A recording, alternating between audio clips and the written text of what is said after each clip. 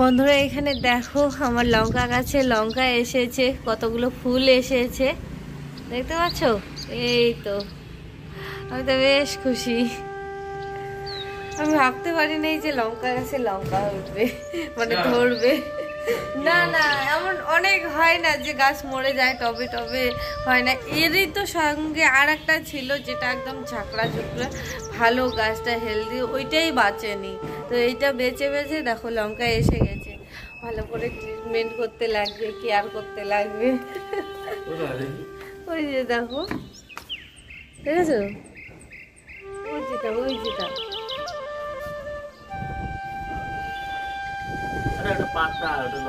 আরে তুমি কি বলো, এই তো এই তো এই তো দেখেছো, ডবল দিয়ে দেখালে নাকি পচে যায়। দেখো কেমন, দেখো আর সুন্দর ফুল ফুটে আছে। গুড মর্নিং বন্ধুরা। তো কালকে আমি ভিডিও এডিট করতেও পারিনি, ভিডিও আবার নতুন করে শুরু করতে পারিনি। প্রচণ্ড মাথা ব্যথা ছিল, মাথা ব্যথার চোটে আর কি আবার বমিও করেছি, রাস্তা দিয়ে বমি করতে করতে গেছি, বমি করতে করতে এসেছি। এরকম পরিস্থিতি কেন জানি না, শরীরের ক্লান্তির জন্য হয়তো বা। তো কালকে অবন্তিকার পরীক্ষা ছিল, কি অবস্থা, ওকে নিয়ে যাওয়াই আমার মানে খুব মুশকিল বেজে গেছিলো, হিমশিম বেজে গেছিলো। তো আজকে সকালবেলা উঠে অবন্তিকার বাবা আলু সিদ্ধ ভাত করলো, এখন খাবে। 8টা বেজে গেছে, অফিসে চলে যাবে খাওয়া দাওয়া করে। আর অবন্তিকা আমাদের বই পড়তেছে, এই যে দেখো এখানে বই ছড়িয়ে ছিটিয়ে নিয়ে ও বই পড়তেছে। আর লাস্ট পরীক্ষা ইংলিশ, ওটা হচ্ছে তোমার কারসিভ, সিম্পল। অত শোন শোন, অত কারসিভ করতে গিয়ে লেখাগুলোকে খারাপ করিস না। দেখ তুই ওইটা TH ওরকম করে লেখে, TH ওরকম করে লেখে। হ্যাঁ আমি এইচটা এরকম ভাবে দিই, ওইরকম হবে না কিন্তু অবন্তিকা, ভালো করে লেখ, ওইরকম করে হবে না, ভালো করে লেখ, ওরকম হবে না, ভালো করে লেখো। কারসিভ করতে গিয়ে দেখো তোমার মেয়ে কি করে ফেলেছে ওখানে, TH তার মাঝখানে যে একটু ফাঁকা, ওইটাতে আবার উপর পাশে টান দিয়েছে। কারসিভ তো এইভাবে লাগে। তাহলে দেখো জয়া, দেখে যাও, আমার সবসময় ভুল, সবসময় ভুল। বাহ, আজকে বেশ সুন্দর করে আলুটা সেনে মেনে খেয়ে নিচ্ছে। এখানে দেখো দেখো দেখো, এখানে সর্ষের তেল দিয়েছে, টেস্ট তো হবে, লবণ আছে, কাঁচা লঙ্কা কেটে দিয়েছে, আর দিয়েছে কাঁচা পেঁয়াজ, গরম গরম ভাত। বাহ মাস্টার, আজকে তুমি কামাল করে দিয়েছো।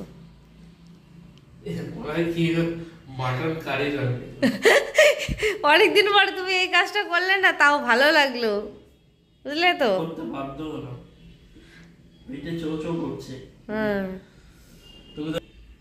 কি পেটে চোচো করছে, তোমাকে এত রিকোয়েস্ট করার পরে তো তুমি রান্না করলে না। আমার স্নান করতে লাগবে, আমি ঠান্ডার মধ্যে স্নান করবো না, তার আগে আমি হাঁড়ি বাড়ি ঢুকবো না, মানে রান্নাঘরে ঢুকবো না। হ্যাঁ আমি তো স্নান করলাম। দেখো তোমার শরীর আর আমার শরীর দিন রাত্রি তখন, তোমার ভাই রক্তের গরম আছে, আর আমার রক্ত খালি স্যাঁতস্যাঁতা হয়, বুঝলে তো। হ্যাঁ বল।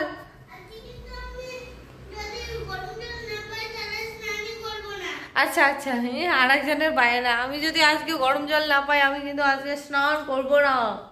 আমি স্নান করেছি, আমাকে ধরে নে, তাহলে স্নান করা হয়ে যাবে, আমিও করি। মাস্টারকে ছুলাম, আমারও স্নান করা হয়ে গেছে। আর এই দুদিনে আমার শরীরটা খারাপ হয়ে না, একটা জিনিস ভালো হয়েছে কি জানো তো, আমার মুড়িটা কমে গেছে দেখো, আর আমাকে খুব হালকা হালকা লাগতেছে, পাতলা পাতলা লাগতেছে। আর এমনি হয়তো মোটেও না, আরে আমি ফিল করতেছি আমার শরীরটা হালকা হয়েছে। হয়নি, হয় নাই, আরো না খাওয়া হবে। জল খেতে ভুলে গেছি, না খাওয়া কোনো ব্যাপার না, সেটা আমার শরীর আমার ফ্রি হয়েছে, এটাই।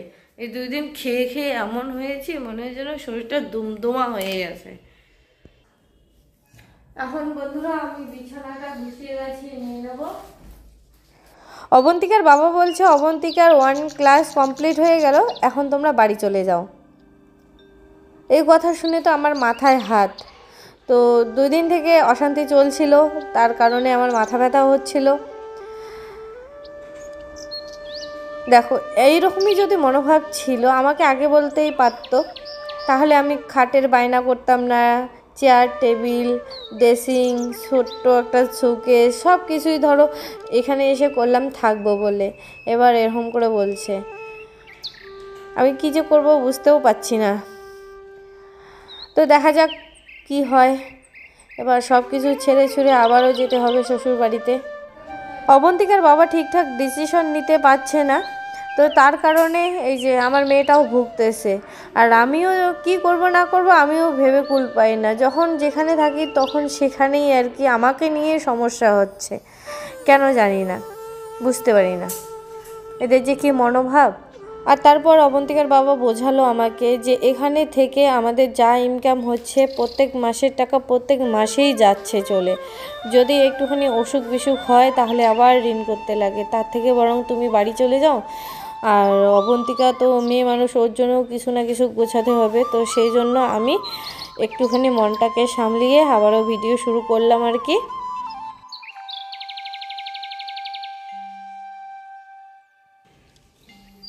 ভালো লাগছে। অসীম সেন ক্রিম দিয়ে যাচ্ছে, এটাই অনেক।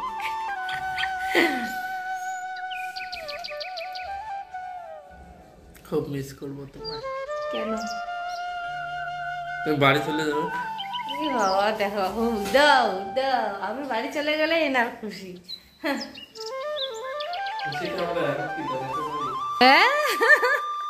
খুশি কি এখন দেখাতে পারে? পরে দেখাবে খুশি।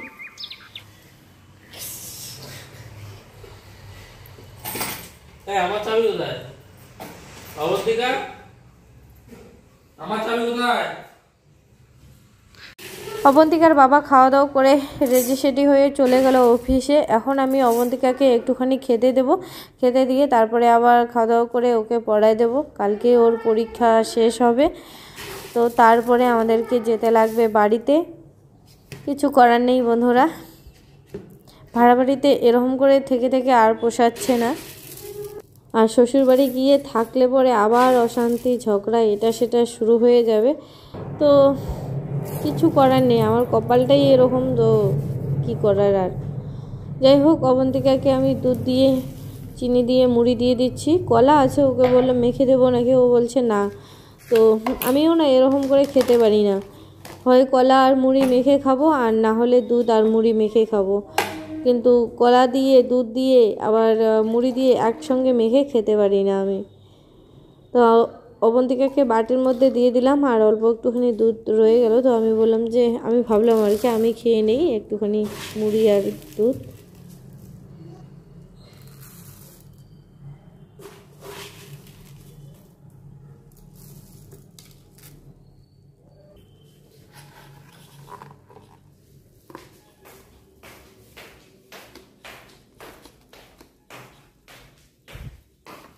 জুতার শব্দ দেখেছো? অবন্তিকার বাবার বড় বড় জুতোগুলো আমাকে বলছে যে তুমি এগুলো পরে ঘরে ঘুরবা। আমি বলেছিলাম একজোড়া ভালো জুতা যে তুলো টাইপের জুতোগুলো হয় না ওগুলো এনে দিতে। ও বলছে লাগবে না, এগুলো জুতো পরে ঠান্ডাটা কাটিয়ে দাও। তো না পরলেও আবার রাগ করে, পরলে আবার আমার এই যে এরকম শব্দ হয়। আমি নিজেই এই জুতার শব্দ হলে পরে ভালোবাসি না আর কি, ভালো লাগে না আমার এরকম। অবন্তিকা এইদিকে খাচ্ছে, বিছানার মধ্যেই দিয়ে দিলাম। আবার উঠবে, আবার ইয়ে করবে, লেট করবে, তার থেকে বরং ওখানেই খাক, তাড়াতাড়ি করুক। আমিও খেয়ে নিচ্ছি।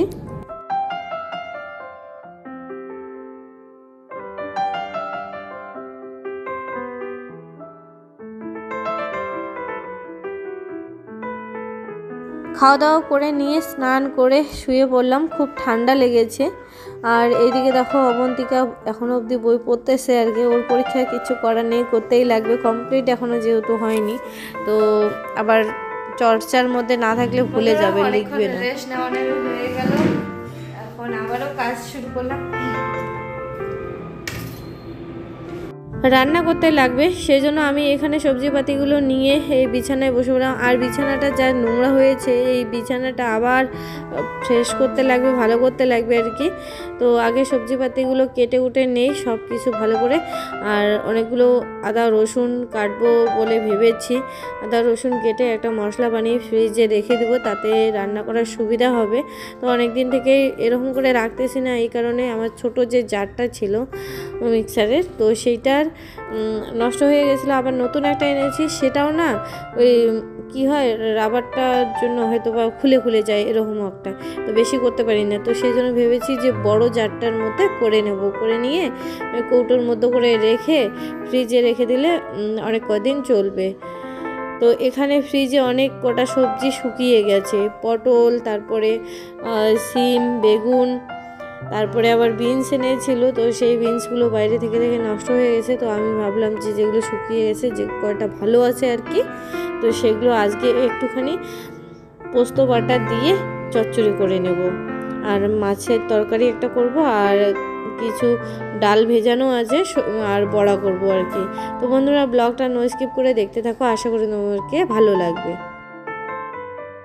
তো বন্ধুরা রান্নাঘরে এসে প্রথমে মাছগুলো আগে ভাগে ভেজে রেখেছি, তারপরে ভিডিও অন করলাম। তো একটা ফোন এসেছিল ওই আর কি। তো এখানে আমি লবণ হলুদ মেখে আলুগুলোও ভেজে নিচ্ছি। মাছের মধ্যে লবণ হলুদ দিয়ে ভাজা হয় এই কারণে যাতে ফুটে ফুটে গায়ে না পড়ে। তারপরেও তো অনেক মাছ গায়ে ছিটকে ফুটকে মানে পড়ে, তো তখন আবার ফোসকা পড়ে যায়। তো আলুও জল থেকে তুলে ডাইরেক্ট যদি তেলের মধ্যে দেওয়া যায় না, ওই আলু থেকেও তেল ছটকে পড়ে। তো সেই জন্য আমি ওই কোনো জিনিস ভাজলে পরে এই লবণ হলুদ দিয়ে ভাজাটাই আর কি ভালো মনে করি, তাহলে আর অত একটা তেল ছিটকে পড়ে না। তো এখানে আমার আলু ভাজা হতে হতে আমি এখানে বেটে নিচ্ছি হচ্ছে বড়ার জন্য ওই কালাইগুলো, ডালগুলো। তো মশলাটাও করে নিয়েছি আগে ভাগে, বললামই তো যে সব কিছু একটুখানি বেশি বেশি করে রাখবো, পরে আমার ব্যবহার করতে সুবিধা হবে। তো মশলাটা দিয়ে এখানে লবণ, হলুদ, লঙ্কা গুঁড়ো, জিরে গুঁড়ো, ধনে গুঁড়ো একসঙ্গে দিয়ে একটুখানি কষানো জল দিয়ে কষিয়ে নেব। তারপরে এর মধ্যে আলুটা দিয়ে দেব। তারপরে কষানো ভালো মতো হয়ে গেলে আমি এর মধ্যে আবারও ঝোলের জন্য জল দিয়ে মাছটা এর মধ্যে দিয়ে দেব। একটুখানি মনে হচ্ছিল লবণ কম হয়েছে, তো আবার একটুখানি লবণ দিয়ে দিলাম। আর এখানে ডালটা বেটে নিয়েছি, এবারে আমি এখানে পেঁয়াজ, কাঁচা লঙ্কা কুচি করে দিয়ে দেব। তারপরে লবণ হলুদ মেখে বড়া ভেজে নেব।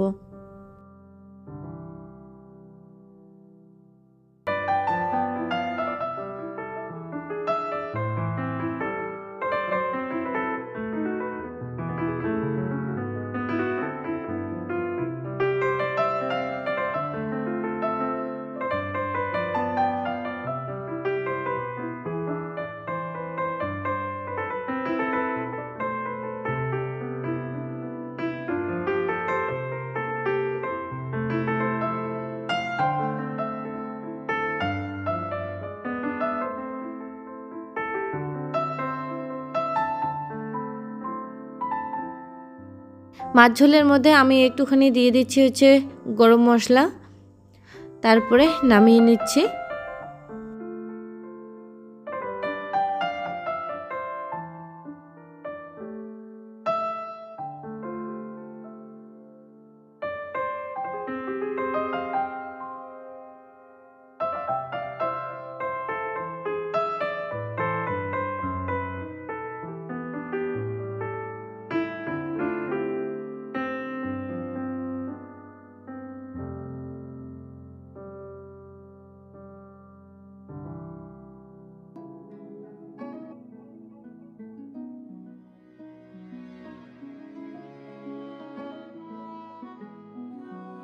বন্ধুরা এখানে দেখো ফ্রিজে কিছু শুকনো সবজি ছিল, তো সেগুলো দিয়েই একটা পোস্ত দিয়ে সবজি রান্না করে নিয়েছি। আর এখানে করে নিয়েছি বড়া, আর এখানে হচ্ছে মাছের ঝোল।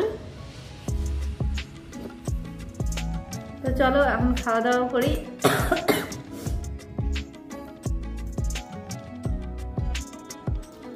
অবন্তিকা খুব বায়না ধরেছে, ওইদিকে ভাত রান্না মানে ভাত থালার মধ্যে বেড়ে দিয়েছি। ও বলছে যে শুধু বড়া দিয়ে ভাত খাবে। আমি বলেছি যে না, শুধু যদি বড়া দিয়ে ভাত খাস তো ভাত খাওয়ারই দরকার নেই, সবজি খাবি, মাছ খাবি, মাছের তরকারি খাবি, তাহলেই ভাত খাবি, আর বড়া খাবি, না হলে বাদ দিয়ে খাওয়া। তো ও বলছে যে ঠিক আছে খাবো না, আবার ওই বড়ার লোভে আর কি ওখানে আর কি বসেছিল অনেকক্ষণ। তো এবার মনে হচ্ছে যে মানে চেয়ারে যে কাপড় জামা ছিল সেগুলো বিছানায় দিয়ে রাখতেছে, চেয়ার নিয়ে এখন মনে হচ্ছে যে বসে খাবে। বেশি বললে না কি হয় বলো তো, ওটা না না না না করতেই থাকে। এবারে না বলে কতক্ষণ বসে থাকিস থাক, তারপরে যে ধৈর্য হারা হয়ে নিজেই খাচ্ছে। আর আমার বলতে বলতে অসহ্য লেগে যায় মাঝে মধ্যে, তো এখন বলা বাদ দিয়ে দিয়েছি। তো সেই জন্য নিজে নিজে খাচ্ছে ওইদিকে বসে। গুড ইভিনিং বন্ধুরা। অবন্তিকার বাবা অফিস থেকে চলে এসেছে, অবন্তিকার ম্যাম পড়িয়ে ওকে এইমাত্র চলে গেল। অবন্তিকার বাবা এসে কফি একটুখানি খেয়েছে, ম্যামকে করে দিয়েছিলাম। তো তারপরে এখনও ভাত খায়নি। অবন্তিকার প্রজেক্টের কাজে লেগে পড়েছে। আমি একটা ফটো ফ্রেম বানিয়েছি, সেটা পছন্দ হয়নি, তো ওরা আবার একটা বানাচ্ছে। তো আমারটা হচ্ছে এই যে এটা,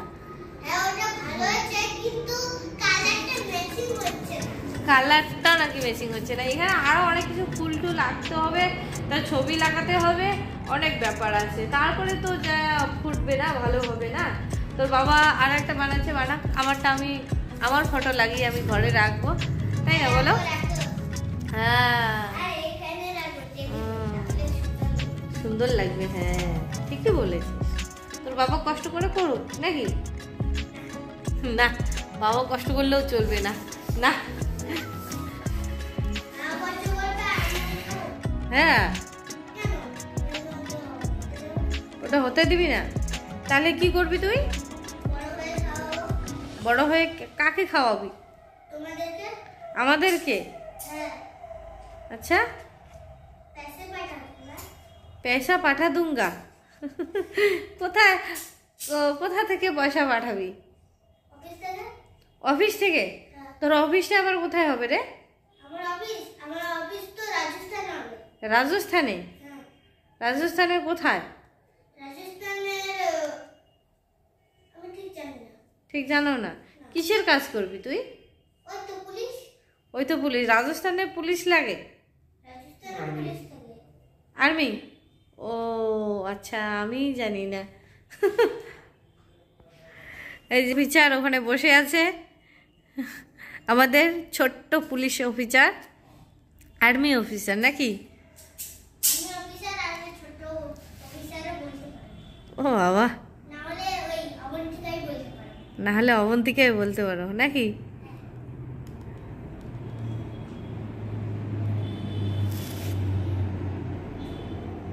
এবারে আমাকে বলছে বাড়ি যেতে।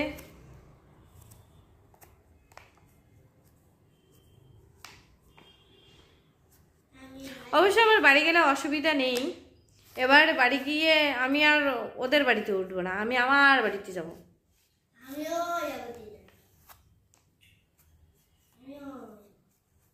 তুইও যাবি? আমাকে রাখবে না, আর তোকে কেমন করে রাখবে রে? কোথায়? তারপরে তুই আবার তোর বাবার কাছে চলে আসবি? হয়ে গেছে। যদি ব্লগটা ভালো লেগে থাকে তাহলে লাইক কমেন্ট শেয়ার করে দিও, নতুন বন্ধু হলে চ্যানেলটিকে সাবস্ক্রাইব করে দিও। আর আমি বাড়ি যাচ্ছি, কবে যাচ্ছি তোমাদেরকে বলবো, কারণ আমিও অনেক কিছু চিন্তা ভাবনা করে দেখলাম, হিসাব করে দেখলাম, এখানে থেকে আমরা কোনোদিনও কোনো কিছু করতে পারবো না। ঘর ভাড়া দিতেই অনেক টাকা চলে যাচ্ছে আর কি, আর যেমন তেমন জায়গায় থাকতেও পারছি না। নিচের যে রুমগুলো হয় তো সেগুলোতে একটুখানি ভাড়া বেশি, কিন্তু মশার উপদ্রবে আমি থাকতে পারছি না, তো যার কারণেই আর কি। তো অবন্তিকার বাবা আগে যেমন করে ছিল তো সেমন করেই থাকবে বলছে, তো দেখা যাক কতদূর কি হয়। টাটা, আজকের মতো এখানেই।